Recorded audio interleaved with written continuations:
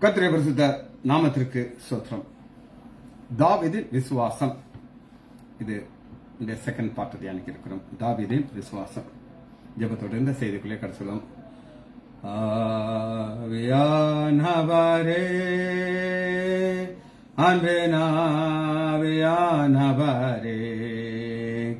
இப்பவாரம் இறங்கி வாரம் எங்கள் மத்தியிலே, இப்பவாரம் இறங்கி வாரம் எங்கள் மத்தியிலே, உளையான சேற்றலென்று தூக்கி எடுத்தவரே, உளையான சேற்றலென்று எம்மை தூக்கி எடுத்தவரே, பாவம் கழுவி தூய்மையாக்கம் இந்த வேளையிலே, பாவம் கழுவி தூய்மையாக்கம் இந்த வேளையிலே, ஊர உரவரா பரி வரி பரி வரா, ஓ பரகரா, ஓ பரிகரா, ஓ பரகரகரா, தேவினிலே வாக்தனை தேற்றினீரே, தேவினிலே வாக்தனை தேற்றினீரே, யானையும் தேற்றி ஆற்றவாரம் இந்த வேளையிலே, யானையும் தேற்றி ஆற்றவாரம் இந்த வேளையிலே, ரகரகரகரா ரபர பர பர பர ரா பரகர ரா பரிகர ரா பர பர பரா, நேசரின் மார்பினிலே இனிதாய் சாய்ந்திடவே, யான் நேசரின் மார்பினிலே இனிதாய் சாய்ந்திடவே, ஏக்கமுற்றே விரும்பி வந்தேன் வாந்தன் பாதத்திலே, ஏக்கமுற்றே விரும்பி வந்தேன் ஓந்தன் பாதத்திலே, ரகர ரகரகரா ரகரகரகரகரா ஓ பரகரா ஓ பெருகரா ஓ பரகசகரா, ஆவியின் வரங்களினால் யானையும் நிரப்பிடமே, ஆவியின் வரங்களினால் யானையும் நிரப்பிடமே, எழுந்து ஜொலிக்க யானை ஒற்றம் இந்த வேளையிலே, இயேசுவின் நாமத்தினாலே ஜெபங்களின் பிதாவே, ஆமென். கர்த்தருடைய பரிசுத்த நாமத்திற்கு ஸ்தோத்திரம். Kavitha sister praise Lord, Arokiaraj brother praise Lord, Leela Ammal praise Lord, Nagarathnam Ammal praise Lord, Selvi teacher praise Lord, Daniel Rajesh brother praise Lord. ஒரு தொடர் செய்தியை தியானித்துக் கொண்டிருக்கிறோம். தாவீதின் விசுவாசம். நம்ம எப்படி ஆரம்பித்தோம் அப்படின்னு கேட்டீங்கன்னா, 1 சாமுவேல் 27வது அதிகாரம் முதல் வசனத்தை ஒரு தலைப்பு கொடுத்தேன், நம்பிக்கை இழந்த தாவீது.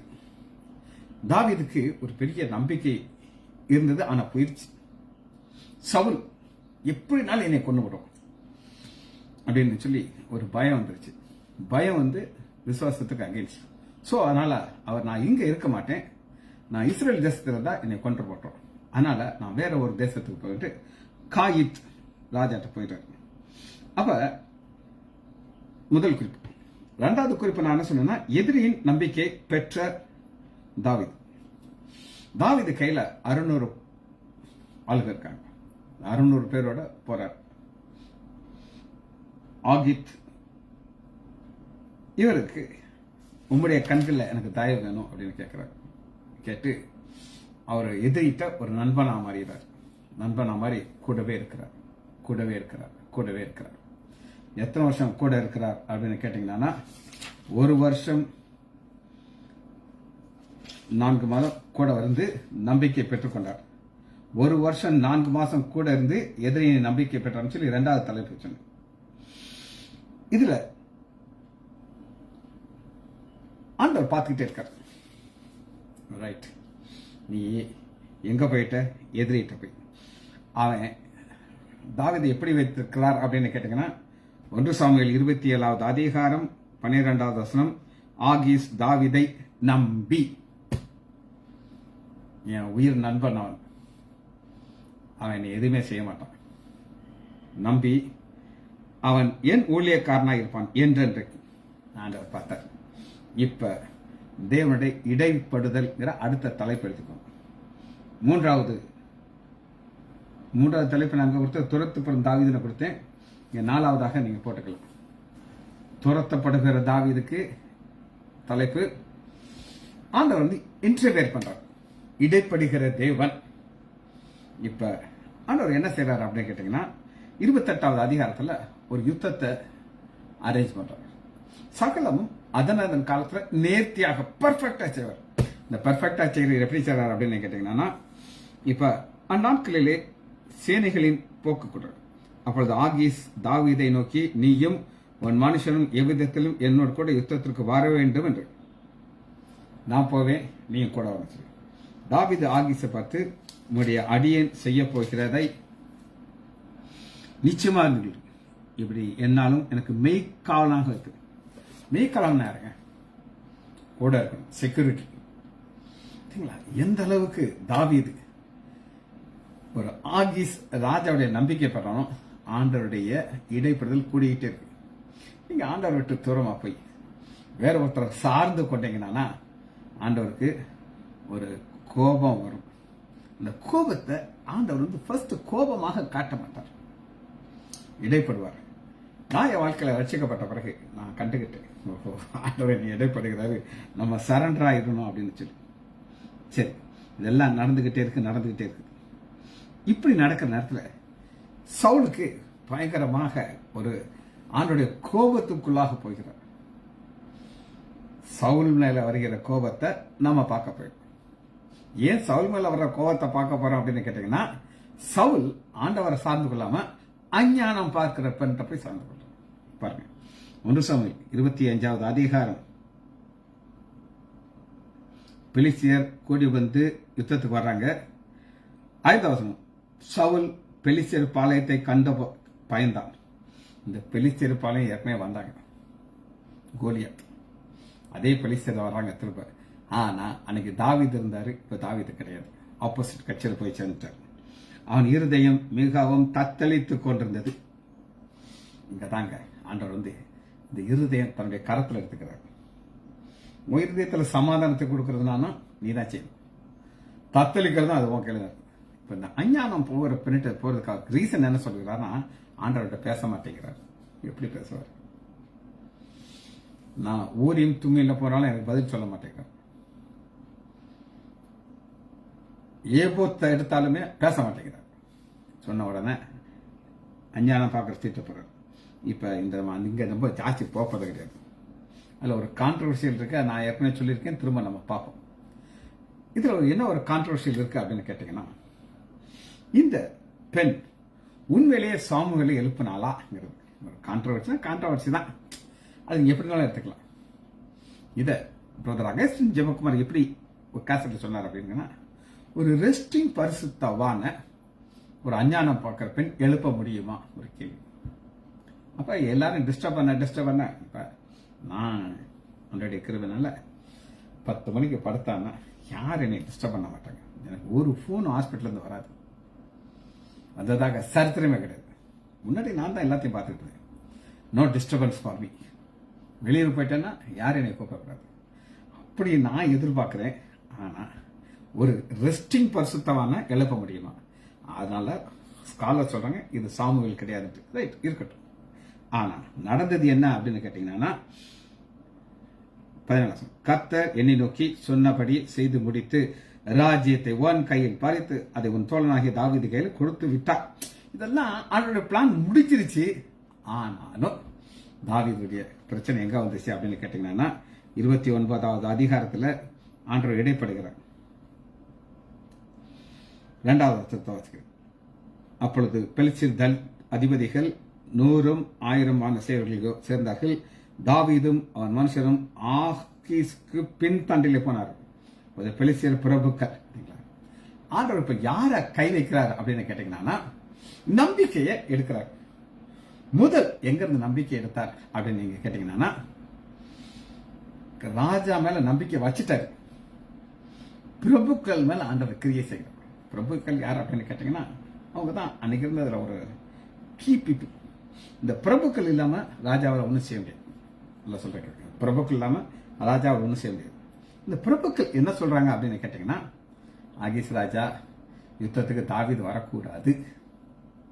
பார்த்தீங்களா, ஆண்டவர் எப்படி இடைப்படுறார் பாருங்க. ஒவ்வொரு நம்பிக்கையை உருவுறாரு. பிரபுக்கள் மூலமாக ஆகீஸ் ராஜாட்ட சொன்ன உடனே ஆகீஸ் ராஜா ஏதோ ஆர்கி பண்ணி பார்க்கிறார்.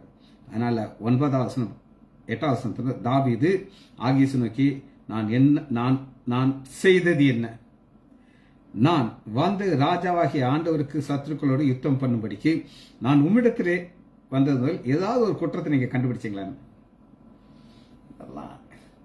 சொல்ல சொல்ல சொல்ல ஆகீஸால ஒன்றும் செய்ய முடியல. எல்லாம் நீ சொல்ற ரைட்டு தான்ப்பா, ஆனா நீ வர முடியாது. இப்ப ஆண்டவர் வந்து ஆகீஸ்ங்கிற ஒரு நம்பிக்கையை உருவிட்டார். இப்ப அவர் பக்கத்துல யார் இருக்காங்கன்னா அந்த 400 பேர் இருக்காங்க. இப்ப தாவீதுக்கு உள்ள ஒரு சின்ன ஒரு தைரியம் இருக்கும். இந்த 400 பேர் என் கூட இருக்காங்களே, இவங்களை வச்சு நான் எதனால செய்துவிட்டு அந்த ஆண்டவர் அடுத்து என்ன செய்யறாருன்னா அடுத்து ஒரு ஆப்பு வைக்கிறார். அது என்ன பார்ப்போமா?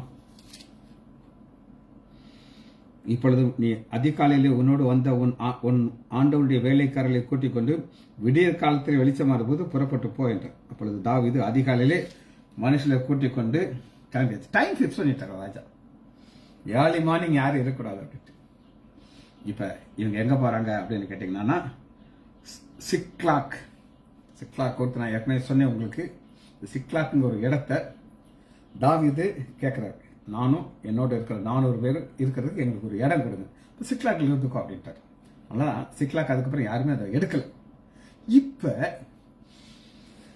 அவருடைய சொந்த தேசத்துல இருக்க முடியல. அது நம்பர் 1. எதிரி தேசத்தை வந்தாச்சு, இங்கே இருக்க முடியல. 2 நம்பிக்கையும் ஆண்டவர் எடுக்கிறார். ஏன்னா அவரை சார்ந்து கொள்ளணும். இப்ப யாரு நம்பிக்கை எடுக்கணும் அப்படின்னு நீங்க கேட்டீங்கன்னா அந்த 400 பேருடைய இருக்கிற நம்பிக்கை எடுக்கணும். தாவீது மனுஷன் 3ஆம் நாள் வந்து சிக்லாக் வந்து சேர்ந்தபோது அமலேக்கு தென்புறத்தில் வந்து சிக்லாக்கு மேல் விழுந்து சிக்லாக்கு கொள்ளையெடுத்து அக்னியினால் சுட்டெரித்து அதிலிருந்த ஸ்திரீகள் எல்லாற்றையும் சிறைப்பிடித்து ஒருவரையும் கொன்று போனார். ஆனா தாவீது என்ன செய்வார் அப்படின்னு நீங்க கேட்டீங்கன்னா 1 சாமுவேல் 27வது அதிகாரம் 9வது வசனத்தில் தாவீது அந்த நாட்டை கொள்ளையடித்த பொழுது புருஷரையும் ஸ்திரீகளையும் உயிரோடு வைக்காமல், தாவீது இருதயம் கடினமான இருதயம், யாரையுமே கொலை விட்டு வைக்க மாட்டார். எல்லாரையும் பெருசு சின்னது எல்லாத்தையும் கொண்டுருவார். ஆனா அங்க இருக்கிற ஆடு மாடு வஸ்திரங்கள் வந்து ஆகீஸ் ராஜாக்கு கொண்டுடுறாரு.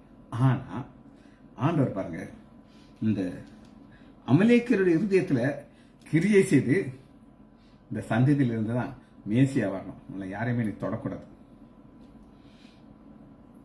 3வது தாவீதும் மனுஷனும் அந்த பட்டணத்துக்கு வந்த பொழுது இதோ அக்னியால் சுட்டரிக்கப்பட்டது, தங்கள் மனைவி தங்கள் குமாரத்தை சிறை கொண்டு போனார்கள் நியூஸ் கிடைக்குது. அப்பொழுது தாவீதும் அவனோட ஜனங்களும் அழுகிறதற்கும் விலனில்லாமல் போக மட்டும் சத்தமிட்டு அழுதார்கள். இதாங்க நம்பிக்கை இழந்த இருதயம் உடைந்த இதைத்தான் ஆண்டவர் எதிர்பார்க்கிறோம். நறுங்குண்ட இருதயத்தான் ஆண்டவர் எதிர்பார்க்கிறோம்.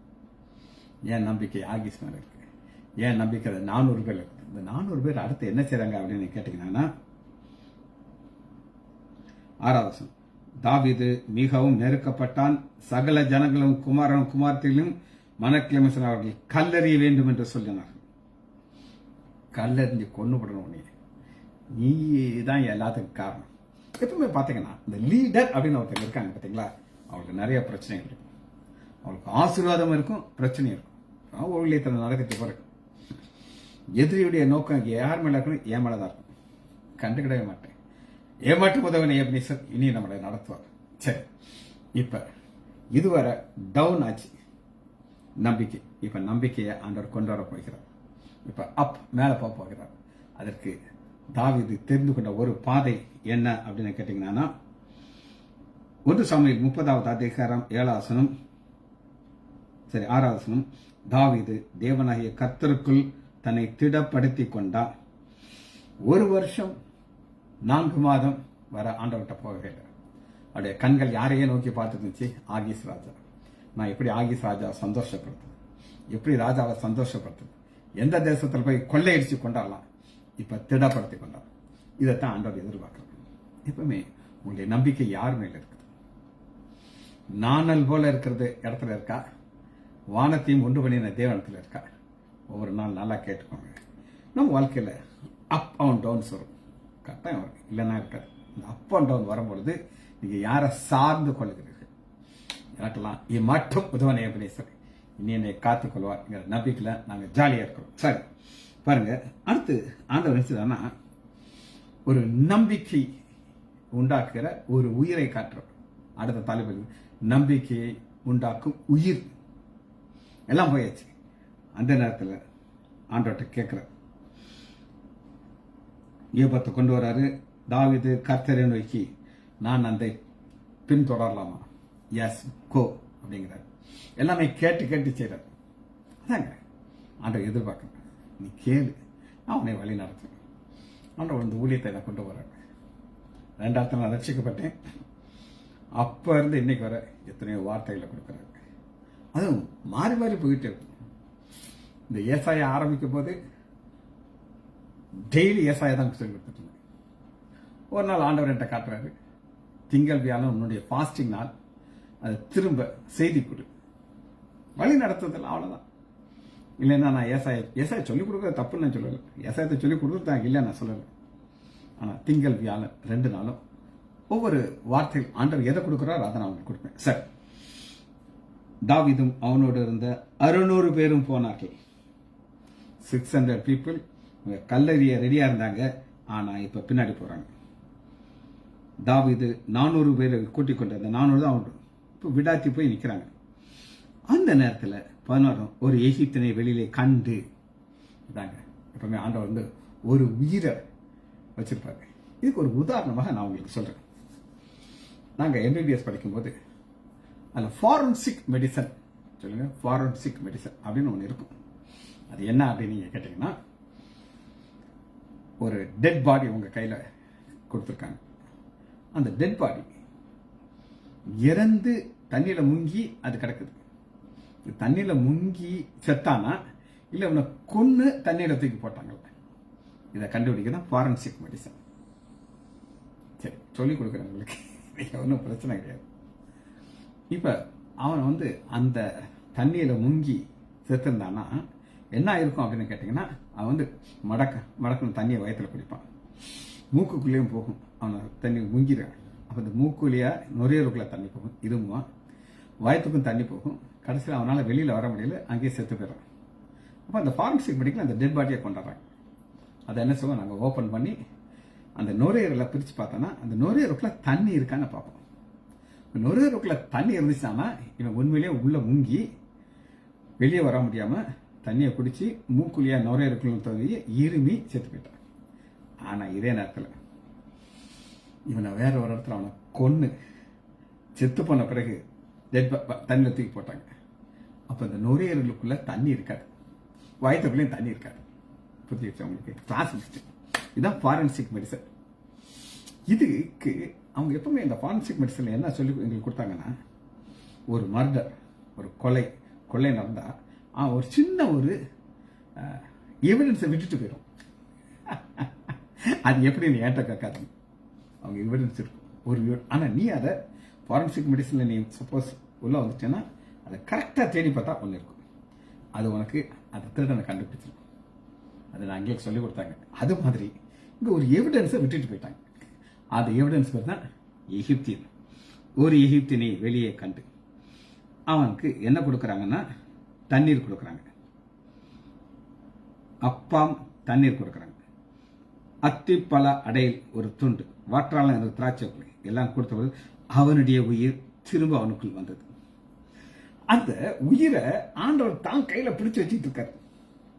வெயிட் வெயிட் வெயிட், தாவீது என்னை திடப்படுத்திக்கிட்டு இருக்கான், அவனுக்கு குடும்பத்தை நான் திரும்ப கொடுக்கணும், இது கொடுக்கறதற்கு நீ தேவை. இந்த ஆகாரம் உள்ள பண்ண உடனே அந்த ஆகாரத்துல என்ன அழக ஒரு ஓமையா பார்க்கிற பாருங்க.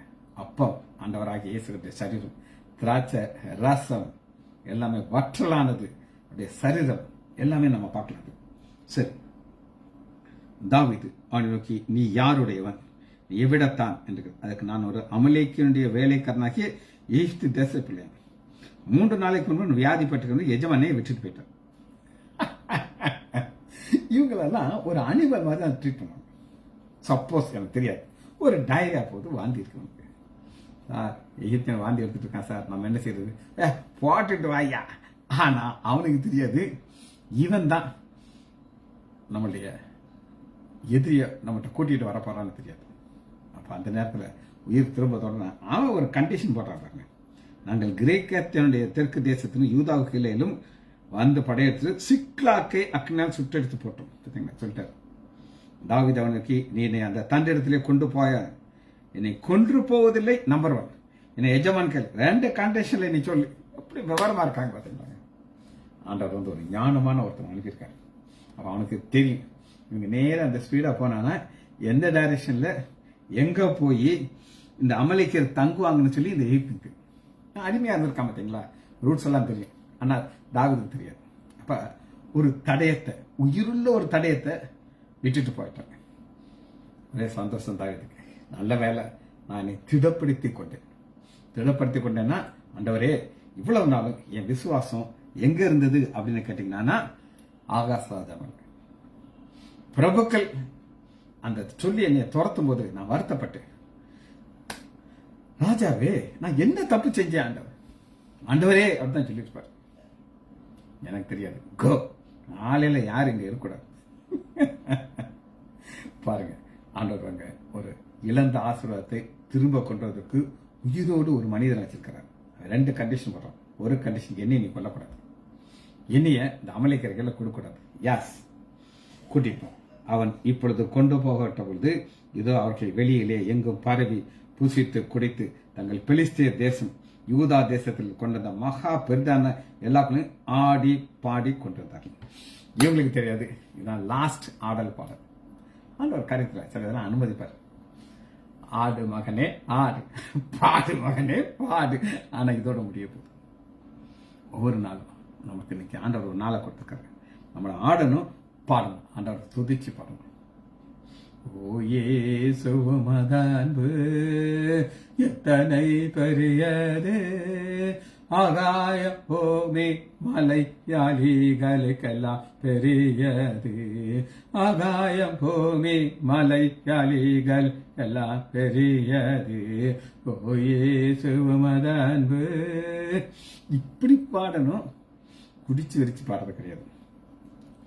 மறுநாள் சாங்கு அவர்கள் தாவீது அன்று சாயங்காலம் தொடங்கி மறுநாள் சாயங்காலம் மட்டும் முறியடித்தான். காலையில் ஆரம்பிச்சு நைட்டு ஃபுல்லா ஆட்டி வத ஒட்டகங்கள் மேல் ஏறி ஓடி போன 400 வாலிபர்களை தவிர வேறொன்னும் தப்பல. ஆண்டவர் தன்னை திடப்படுத்தணும்னு எதிர்பார்க்கிறார். 2வது, அவர்கிட்ட கேட்டு செய். போகலாமா ஆண்டவரே, போ. வேண்டாமா, வேண்டாம். அமலேக்கியர் பிடித்து கொண்டு வந்து போன எல்லாவற்றையும் தன் 2 மனைவிகளையும் தாவீது விடுவித்தான்.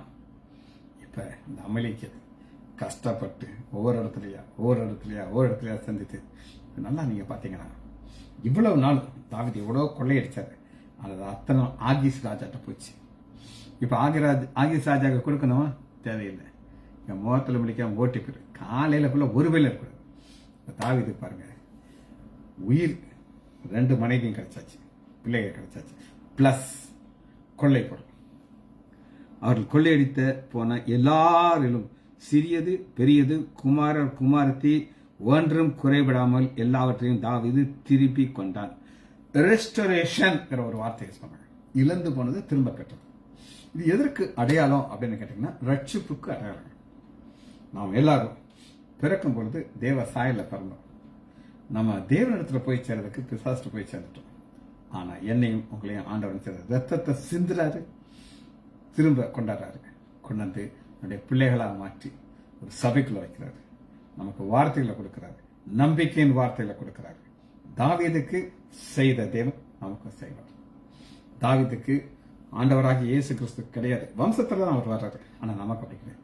எல்லாம் இயேசுவே எனக்கெல்லாம் இயேசுவே அப்படின்னு நம்ம பாடி அவரை நோக்கி பார்த்திருக்கும் போது ஆண்டவர் நமக்கு ஒண்ணுமே கொடுக்காம இருக்க மாட்டார். எல்லா ஆடு மாடுகளையும் தாவீது பிடித்துக் கொண்டான். அவர்களை தங்கள் மிருக ஜீவனுக்கு முன்பாக ஓட்டி இது தாவீதின் கொள்ளை என்றார்கள். தாவீதின் கொள்ளை. கொள்ளைங்கிறது என்னதுங்க? அபிரதமா கிடைக்குது. கொள்ளை அடிச்சான், பேங்க்குள்ள போறான், ஆனா போய் அத்தனை அவன் திரும்ப எடுத்துக்கிட்டான்னா அதுக்கு பேர் என்னங்க? ரெஸ்டரேஷன். கொள்ளை அடிக்கிறது. இன்னைக்கு நம்மளை அந்த கொள்ளை பொருளாக எடுத்துக்கொள்கிறோம். ஜெபிச்சு படிப்போமா? மகா இரக்கமும் கருவேமல பிதாவே, துதிக்கிறோம் ஐயா. தாவீது வாழ்க்கையிலே நாங்கள் பார்த்த ஆசீர்வாதத்திற்காக நன்றி ராஜா. நீர் நல்லவர் ஐயா, ஆசீர்வதிக்கிறீர் ஐயா, வழி நடத்துகிறீர் ஐயா. மாற்றம் உதவன யவனேஸ்வரே துதிக்கிறேன் ஐயா. எங்கள் ஒவ்வொருவரையும் உங்களுடைய கருவின் கருத்துக்களில் முடிவெடுத்துக்கிறோம். இயேசுவின் நாமத்தினால் ஜெபங்களின் பிதாவே, ஆமேன், ஆமேன், ஆமேன்.